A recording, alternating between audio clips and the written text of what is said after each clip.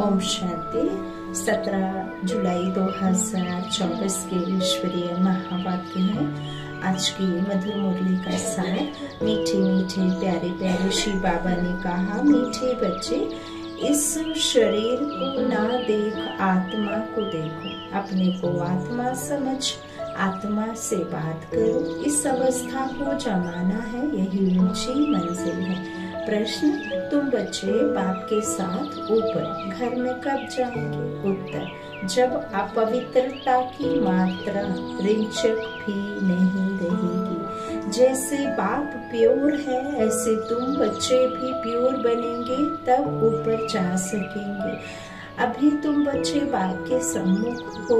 ज्ञान सागर से ज्ञान सुन सुन कर जब फुल हो जाएंगे, बाप को नॉलेज से खाली कर देंगे, फिर वह भी शांत हो जाएंगे और तुम बच्चे भी शांति धाम में चले जाएंगे। वहाँ ज्ञान टपकना बंद हो जाता है। सब कुछ दे दिया, फिर उनका पाठ है साइलेंस का। ओम शांति। शिव भगवानुवाच। जब शिव भगवानुवाच कहा जाता है तो समझ जाना चाहिए, एक शिव ही भगवान व परम पिता है। उनको ही तुम बच्चे व आत्मा याद करती हो। परिचय तो मिला है रचता बाप से, यह तो जरूर है नंबरवार पुरुषार्थ अनुसार ही याद करते होंगे। सब एक रस याद नहीं करेंगे।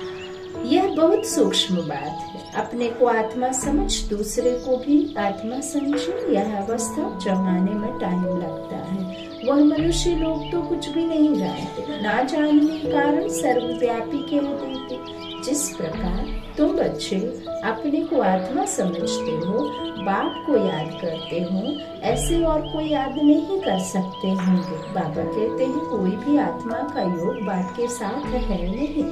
यह बातें बहुत गुहामहीन। अपने को आत्मा समझ बाप को याद करना है। कहते भी हैं हम भाई भाई हैं, तो आत्मा को ही देखना चाहिए, शरीर को नहीं देखना चाहिए। बाबा कहते हैं, यह बहुत बड़ी मंजिल है। बहुत हैं जो बाप को कभी याद भी नहीं करते होंगे। बाबा कहते हैं, आत्मा पर मैल चढ़ी हुई है। मुख्य आत्मा की ही बात है। आत्मा ही अब तमो प्रधान बनी है, जो सतो प्रधान थी, अब यह आत्मा में ज्ञान है। बाबा कहते हैं, ज्ञान का सागर परमात्मा ही है। तुम अपने को ज्ञान सागर नहीं कहेंगे। तुम जानते हो, हमको बाबा से पूरा ही ज्ञान लेना है। वह अपने पास रखकर क्या करेंगे? बाबा ज्ञान सागर है तो ज्ञान दाता भी है, और बाबा ज्ञान रखकर क्या करेंगे? ज्ञान देना ही होगा। तभी तो फिर बाबा कहते हैं, ड्रामा अनुसार तुम बच्चे पाठ बजाओगे और मैं जब खाली हो जाऊंगा तो फिर मैं अपने शांति धाम चला जाऊंगा। तो बाबा ने ऊपर में कहा भी कि फिर ये ज्ञान टपकना बंद हो जाएगा, है ना। तो बाबा कहते हैं, ज्ञान का सागर परमात्मा ही है। तुम अपने को ज्ञान सागर नहीं कहेंगे। तुम जानते हो, हमको बाबा से पूरा ही ज्ञान लेना है। वह अपने पास रखकर करेंगे। अविनाशी ज्ञान रत्नों का धन तो बच्चों को देना ही है। बच्चे नंबरवार पुरुषार्थ अनुसार उठाने वाले हैं। जो जास्ती उठाते हैं वही अच्छी सर्विस कर सकते हैं। बाबा को ज्ञान सागर कहा जाता है। वह भी आत्मा है, तुम भी आत्माएं हो। तुम आत्माएं सारा ज्ञान ले लेती हो। जैसे वह एवर प्योर है, तुम भी एवर प्योर बनेंगे। फिर जब अपवित्रता की रिंचक भी नहीं रहेगी, तब ऊपर चले जाएंगे। बाप याद के यात्रा की युक्ति सिखलाते हैं। यह तो जानते हैं, सारा दिन याद नहीं रहती है। यहाँ तुम बच्चों को बाप सम्मुख बैठ समझाते हैं, और बच्चे तो सम्मुख नहीं सुनते। मुरली पढ़ते हैं, यहाँ तुम सम्मुख हो। अपने को आत्मा समझ, बाप को याद करो और ज्ञान भी धारण करो। हमको बाप जैसा संपूर्ण ज्ञान सागर बनना है। फुल नॉलेज समझ जाएंगे तो जैसे कि बाप को नॉलेज से खाली कर देंगे, फिर वो है शांत हो जाएंगे। ऐसे नहीं, उनके अंदर ज्ञान टपकता होगा। सब कुछ दे दिया, फिर उनका पाठ रहा साइलेंस का। जैसे तुम साइलेंस में रहेंगे तो ज्ञान थोड़े ही टपकेगा। ज्ञान के लिए तो फिर बाबा कहते देह चाहिए ना। और सतयुग में तो बाबा कहते हैं तुमको ज्ञान की जरूरत ही नहीं है, जो यहाँ तुमने दिया उसकी प्रालब्धि प्राप्ति वहाँ होगी। फिर सतयुग के बाद तिरता के अंत तक ही ज्ञान का तुम्हारे साथ में चलती है प्रालब्धि प्राप्ति। तो बाबा कहते हैं वहाँ ये ज्ञान नहीं रहेगा, टपकेगा नहीं। अभी बाप ने समझाया आत्मा संस्कार ले जाती है। कोई सन्यासी की आत्मा होगी तो छोटेपन में ही उनको शास्त्र कंठ हो जाएंगे, है ना। जैसे अभी आपने देखा प्रेजेंट में बहुत छोटे छोटे बच्चे जो 10 वर्ष की आयु में ही पूरा गीता आदि पढ़ते, शास्त्र पढ़ लेते, कंठस्थ होते, बड़े बड़े कठिन कठिन मंत्र का उच्चारण उनको बनता। तो पापा क्या कहते, छोटेपन में ही उनको जो शास्त्र कंठ हो जाएंगे। यदि वो आत्मा कोई सन्यासी की आत्मा जो शरीर छोड़ती है फिर जन्म लेती है ना, तो वो फिर जैसे ही उनके शरीर बड़ा होता है वैसे ही वो शुरू हो जाते हैं, है ना। तो फिर उनका नाम बहुत हो जाता है। अब तुम तो आए हो नई दुनिया में जाने लिए, वहाँ तो ज्ञान के संस्कार नहीं ले आ सकते। यहाँ संस्कार मर्ज हो जाते हैं। बाकी आत्मा को अपनी शीट लेनी है। नंबरवार पुरुषार्थ अनुसार फिर तुम्हारे शरीरों पर नाम पड़ते हैं। शिव बाबा तो है ही निराकार, कहते हैं मैं इन ऑर्गन्स का लोन लेता हूँ। वह तो सिर्फ सुनाते ही आते हैं, वह कोई का ज्ञान सुनेंगे नहीं, क्योंकि स्वयं ज्ञान का सागर है ना। सिर्फ मुख द्वारा ही वह मुख्य काम करते हैं, आते ही हैं सबको रास्ता बताने। बाकी सुनकर क्या करेंगे, वह सदैव सुनाते ही रहते हैं कि ऐसे ऐसे करो, सारे झाड़ का राज सुनाते हैं। तुम बच्चों की बुद्धि में है कि नई दुनिया तो बहुत छोटी होगी, यह पुरानी दुनिया तो कितनी बड़ी है। सारी इस दुनिया में कितनी लाइट जलती है, लाइट द्वारा क्या क्या होता है। वहाँ तो दुनिया भी छोटी, लाइट भी थोड़ी होगी। जैसे एक छोटा सा गांव होगा, अभी तो कितने बड़े बड़े गांव हैं। बाबा कहते हैं वहाँ इतने नहीं होंगे, थोड़े मुख्य मुख्य अच्छे रहे होंगे। 5 तत्व भी वहाँ से तो प्रधान बन जाते हैं, कभी चंचलता नहीं करते, सुख धाम कहा जाता है, उनका नाम ही है हेवन। आगे चलकर तुम जितना नजदीक आते रहेंगे उतना वृद्धि को पाते रहेंगे, बाप भी साक्षात्कार कराते रहेंगे। फिर उस समय लड़ाई में भी लश्कर की आवश्यकता, एरोप्लेन आदि की दरकार नहीं रहेगी। वह तो कहते हम यहाँ बैठे सबको खत्म कर सकते हैं, फिर यह एरोप्लेन आदि थोड़े ही काम आएंगे। फिर यह चंद्रमा आदि में प्लॉट आदि देखने भी नहीं जाएंगे। ये सब फालतू साइंस का घमंड है। कितना शो कर रहे हैं, ज्ञान में कितनी साइलेंस है। इसको ईश्वरीय दात देन कहते हैं। दात साइंस में तो हंगामा ही हंगामा है, वो शांति को जानते ही नहीं। बाबा कहते हैं तुम समझते हो विश्व में शांति तो नई दुनिया में थी, वह है सुखधाम। अभी तो दुख अशांति है, यह भी समझाना है। तुम शांति चाहते हो, कभी अशांति हो ही नहीं। वह तो है शांति धाम और सुख धाम। स्वर्ग तो सब चाहते हैं, भारतवासी वैकुंठ स्वर्ग को याद करते हैं। बाबा कहते हैं और धर्म वाले वैकुंठ को याद नहीं करते, वह सिर्फ शांति को याद करेंगे, सुख को तो याद कर ना सके। लौ नहीं कहता, सुख को तो तुम ही याद करते हो, इसलिए पुकारते हो हमें दुख से लिबरेट करो। आत्मा सिर्फ शांति धाम में रहने वाली है, तो वो सिर्फ और सिर्फ शांति को ही याद करेगी, शांति धाम को याद करेगी। भले फिर वो उस बात को समझे यथार्थ या ना समझे, लेकिन बाबा कहते तुम बच्चे सुख की करोगे कि दुख से लिबरेट करो, क्योंकि तुम सुख धाम में थे। बाकी सब आत्माएं शांति धाम में थी, पिछाड़ी में आएंगी तो फिर वो शांति में रहने वाली शांति की ही मांग करेंगी। तो बाबा कहते इस तरह यह भी कोई जानते थोड़े ही है, बाप समझाते हैं। तुम बेसमझ थे, कब से बेसमझ बनी। 16 कला से 12 14 कला बनते जाते, माना बेसमझ बनते जाते। बाबा कहते अभी कोई कला नहीं रही है, कॉन्फ्रेंस करते रहते हैं। स्त्रियों को दुख क्यों है? अरे दुख तो सारी दुनिया में अथाह दुख है। अब विश्व में शांति कैसे हो? अब तो ढेर के ढेर धर्म है, सारे विश्व में शांति तो अब हो ना सके। सुख को तो जानते ही नहीं तुम बच्चियां बैठ समझाएंगी, इस दुनिया में अनेक प्रकार के दुख अशांति है। बाबा कहते जहाँ से हम आत्मा आई है वह है शांति धाम, और जहाँ यह आदि सनातन देवी देवता धर्म था वह था सुख धाम। तो जहाँ था देवी देवता धर्म वो सुख धाम है ना।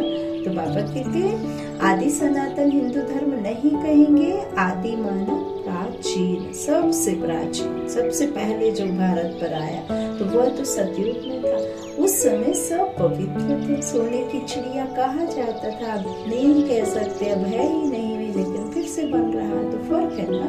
पहले पहले तो निर्विकारी बना चाहिए ना। इसलिए बाप कहते हैं मीठे मीठे बच्चों, काम पर जीत पहनो, अपने को आत्मा समझो। बाबा कहते हैं अभी आत्मा अपवित्र है, आत्मा में खाद पड़ी है, तब जेवर भी ऐसे बने हैं। आत्मा पवित्र तो जेवर भी पवित्र होंगे, उनको ही वाइसलेस वर्ल्ड कहा जाता है। वर्ड का मिसाल भी तुम दे सकते हो। सारा झाड़ खड़ा है, फाउंडेशन है। बाबा कहते हैं अभी जो सारा झाड़ खड़ा है फाउंडेशन तो है नहीं, यह आदि सनातन देवी देवता धर्म है नहीं, और सब खड़े हैं। बाबा कहते हैं जब आदि सनातन देवी देवता धर्म होता है ना तब कोई और धर्म नहीं होते, लेकिन जब बाकी धर्म होते हैं तो ये धर्म लोप हो जाता है ना, तभी तो फिर से आएगा। तो बाबा कहते हैं इनको कहा जाता है मनुष्य। अभी जो है ना अपवित्र दुनिया वाले, वो उनको कहा जाता है, सब अपवित्र हैं, उनको कहा जाता है मनुष्य। वो हैं देवता जो निर्विकारी होते हैं, जो देवी देवता देवत्व धारण कराते हैं बाबा श्रीमत से, तो वो देवी गुण वाले होते हैं। सिर्फ देना देना देना देना देना, दाता भाव है ना, आदि सनातन देवी देवता। और अभी तो अपवित्र होकर सिर्फ लेने वाले बन जाते। तो बाबा कहते हैं वह है देवताएं, मैं मनुष्य को देवता बनाने आया हूँ। 84 जन्म भी मनुष्य लेते हैं, सीढ़ी दिखानी है कि तब वो प्रधान बनते हैं, तो हिंदू कह देते हैं। देवता कह ना सके क्योंकि पतित है, ड्रामा में यह राज है ना, नहीं तो हिंदू धर्म कोई है नहीं। आदि सनातन हम ही देवी देवता थे। कहते हैं ना अपने कुल देवी को याद करो, कुल देवता को याद करो, तो हमारा है ही पूर्व, है ना, सबसे पहले का।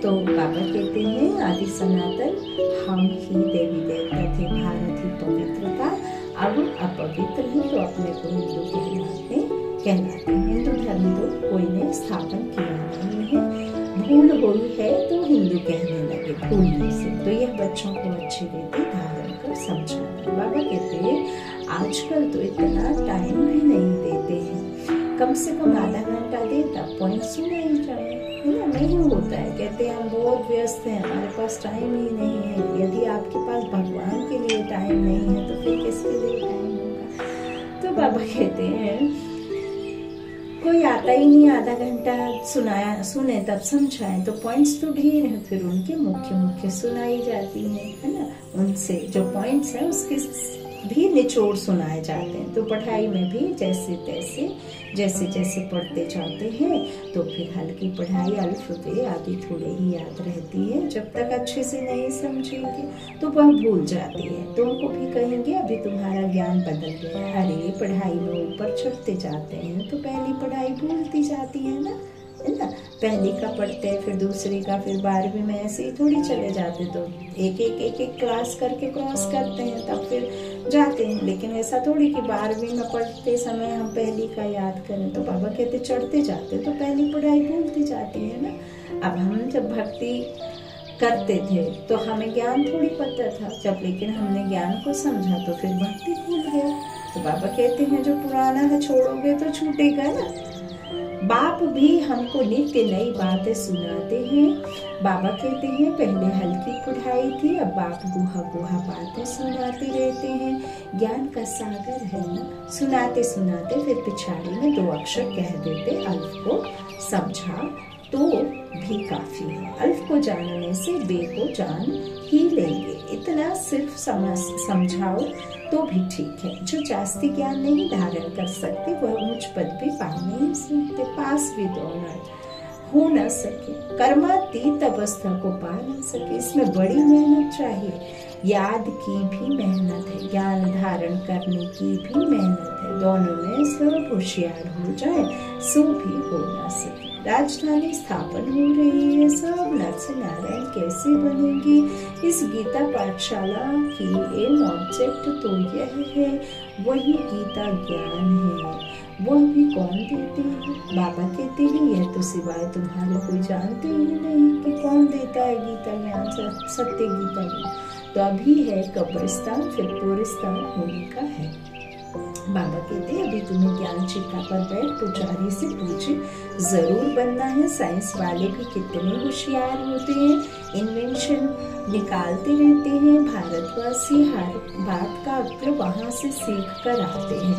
वह भी पिछाड़ी में आएंगे तो इतना ज्ञान उठाएंगे नहीं, फिर वहाँ भी आकर यही इंजीनियरिंग आदि का काम करेंगे। राजा रानी तो बन ना सके, राजा रानी के आगे सर्विस में नहीं। समझा बाबा क्या समझा रहे हैं? बुद्धि से समझने का है। ऐसी ऐसी इन्वेंशन निकालते रहेंगे। राजा रानी बनते ही हैं सुख के लिए, वहाँ तो सब सुख मिल जाने हैं, तो बच्चों को पुरुषार्थ पूरा करना चाहिए। फुल पास होकर कर्मातीत अवस्था को पाना है। जल्दी जाने का ख्याल नहीं आना चाहिए। अभी तुम हो ईश्वरीय संतान, बाप पढ़ा रहे हैं। यह मिशन है मनुष्यों को चेंज करने की। बाबा सबसे बड़ा समाज सुधारक है। जैसे बौद्धियों की, क्रिश्चियन की मिशन होती है ना, कृष्ण और क्रिश्चियन की भी रास मिलती है। उनके लेन देन का भी बहुत कनेक्शन है, जो इतनी मदद करते हैं। उनकी भाषा आदि छोड़ देना यह भी एक इंसल्ट है। वह तो आते ही पीछे हैं, ना बहुत सुख ना बहुत दुख उठाते हैं। सारी इन्वेंशन भी लोग निकालते हैं, यहाँ भर कोशिश करते हैं, परंतु एक्यूरेट कभी बना नहीं सकेंगे। विलायत की चीज अच्छी होती है, ऑनेस्टी से बनाते हैं, है ना बाबा? देखो ऑनेस्टी से बनाते हैं विलायत के लोग, यहाँ तो डिसऑनेस्टी से बनाते हैं, है ना? बाबा ने कहा भी है जो जितना गिरा वो उतना उठेगा भी, और जो जितना उठा उतना गिरेगा भी। ये भारत के लिए बाबा ने कहा है। बाबा कहते हैं जितना जास्ती नीच भारत गिरता है उतना जास्ती फिर उठता भी। लेकिन बाकी बाबा कहते हैं ऑनेस्टी से करते, यहाँ डिसऑनेस्टी से बनाते हैं। ईमानदारी तो यहाँ बची नहीं। अथाह दुख है, सबके दुख दूर करने वाला एक बाप के सिवाय और कोई मनुष्य हो ना सके। बल्कि कितनी भी कॉन्फ्रेंस करते हैं, विश्व में शांति हो, धक्का खाते रहते हैं, सिर्फ माताओं के दुख की बात नहीं। यहाँ तो अनेक प्रकार के दुख हैं। सारी दुनिया में झगड़े मारामारी की ही बात है। पाई पैसे की बात पर मारामारी कर देते हैं, वहाँ तो दुख की बात ही नहीं होती। यह भी हिसाब निकालना चाहिए। लड़ाई कभी भी शुरू हो सकती है। भारत में रावण जब से आता है तो पहले घर में लड़ाई शुरू होती है, जुदा जुदा हो जाते हैं, आपस में लड़ मरते हैं, फिर बाहर वाले आते हैं। पहले ब्रिटिश थोड़े ही थे, फिर वह आकर बीच में रिश्वत आदि देकर अपना राज्य कर लेते हैं। पहले तो घरों में ही लड़ाई होती है, अपनों के ही बीच होती है, तब तो फिर भी दूसरा तीसरा आकर उसका फायदा उठाकर चला जाता है। तो बाबा कहते हैं वो फिर बीच में रिश्वत आदि देकर अपना राज्य कर लेते। कितना रात दिन का फर्क है, नया कोई भी समझ ना सके। नई नॉलेज है जो फिर प्रायः लोप हो जाती है। पाप नॉलेज देते हैं, फिर वह गुम हो जाती है, और गुम होनी ही है, यह भी ड्रामा में मूल है। यह एक ही पढ़ाई एक ही बाप से मिलती है, और एक के द्वारा ही पढ़ाई होती है। तो आगे चल तुम सबको साक्षात्कार होते रहेंगे कि तुम यहाँ बनेंगे, परंतु उस समय कर ही क्या कर सकेंगे, उन्नति को पा नहीं सकेंगे। रिजल्ट निकल चुके, फिर ट्रांसफर होने की बात तो हो जाएगी, फिर रोएंगे पीटेंगे। हम बदली हो जाएंगे नई दुनिया के लिए।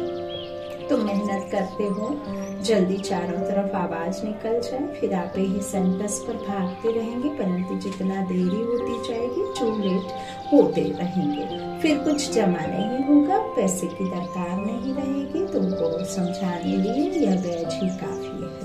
यह ब्रह्मा सो विष्णु, विष्णु सो ब्रह्मा है। ब्रह्मा बनने में इनको 84 जन्म और विष्णु बनने में 1 जन्म। तो यह वैज ऐसा है जो सब शास्त्रों का तंत्र सार इसमें है। बाबा वैज की बहुत महिमा करते हैं। ऊपर में बाबा ने अपना सोल, सुप्रीम सोल शिव बाबा का, फिर नीचे ब्रह्मा विष्णु शंकर है ना। तो वह समय आएगा जो यह तुम्हारे वैज सब नयनों पर रखते रहेंगे।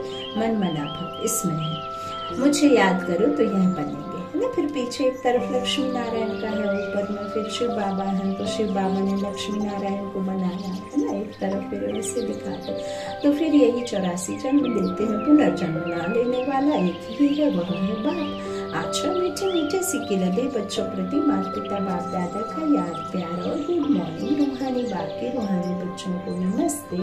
हम रूहानी बच्चों के रूहानी माता पिता बाप दादा को याद प्यार और गुड मॉर्निंग। शुक्रिया बाबा, शुक्रिया। धारणा के लिए मुख्य सार है। पहला बाबा ने कहा याद की मेहनत और ज्ञान की धारणा से परमातीत अवस्था को पाने का पुरुषार्थ करना है। ज्ञान सागर की संपूर्ण नॉलेज स्वयं में धारण करनी है। दूसरा, आत्मा में जो खाद पड़ी है उसे निकाल संपूर्ण वॉइसलेस बनना है। रिंचक मात्र भी अपवित्रता का अंश न रहे, तब हम जा सकेंगे। हम आत्मा भाई भाई है, यह अभ्यास करना है। वरदान दिया बाबा ने, समय और संकल्प रूपी खजाने पर अटेंशन दे। जमा का खाता बढ़ाने वाली पद्मा पति भव। वैसे खजाने तो बहुत है, लेकिन समय और संकल्प विशेष, इन 2 खजानों पर अटेंशन दो। हर समय संकल्प श्रेष्ठ और शुभ हो तो जमा का खाता बढ़ता जाएगा। इस समय 1 जमा करेंगे तो पदम मिलेगा। हिसाब है 1 का पदम गुणा करके देने की यह बैंक है। इसलिए क्या भी हो, त्याग करना पड़े, तपस्या करनी पड़े, निर्माण बनना पड़े, कुछ भी हो जाए, इन 2 बातों पर अटेंशन हो तो पद्मपति बन जाएंगे। स्लोगन, मनोबल से सेवा करो तो उसकी प्रारब्ध कई गुना ज्यादा मिलेगी। मनोबल से सेवा करो तो उसकी प्रारब्ध कई गुना ज्यादा मिलेगी। अच्छा, शांति। शुक्रिया बाबा, शुक्रिया।